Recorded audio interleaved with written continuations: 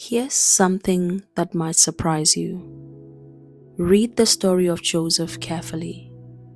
You'll never find the words, "Brothers, I forgive you," not once. Instead, you'll find something far more powerful. Joseph didn't prove his forgiveness by what he said. He proved it by what he refused to become. Think about it. The pit didn't make him bitter. Slavery didn't make him hateful. Prison didn't make him cynical. And power didn't make him vengeful. That's the miracle. Most people think the greatest test of your character is adversity. The Bible shows us that Joseph's greatest test wasn't the pit, it was the palace. Because anyone can forgive you when they have no power. But what will you do when the people who wounded you suddenly need the person they wounded? Joseph held their future in his hands. One word from him, they would have died. One command and revenge would have been legal. No one would have questioned it. Instead, Joseph chose something that looked more like God than justice. But why? Why would he do that?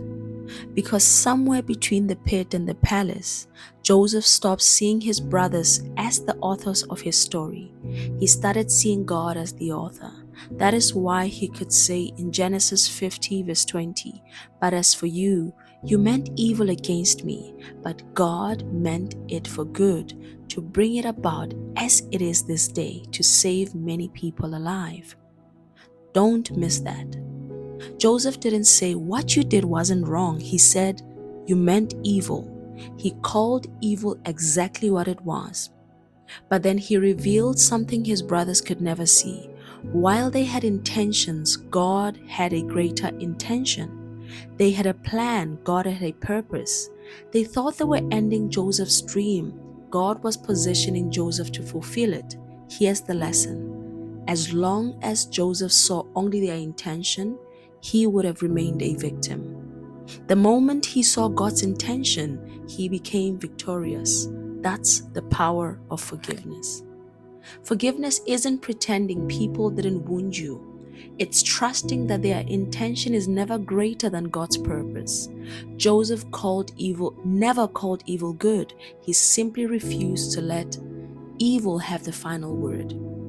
You know that you've started healing when your story stops being about what they did and starts becoming about what God did despite them. That's real freedom. Real freedom is when the people who broke you no longer control the end of your story. Joseph's brothers gave him a pit.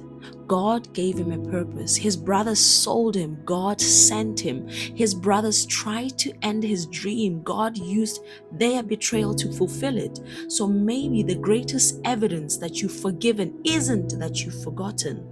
It's that you no longer see your life through the lens of your wound. You see it through the faithfulness of God. And when you know God is holding the pen, you stop letting the people who hurt you write your ending. What they meant for evil, God is still using for good. And that changes everything.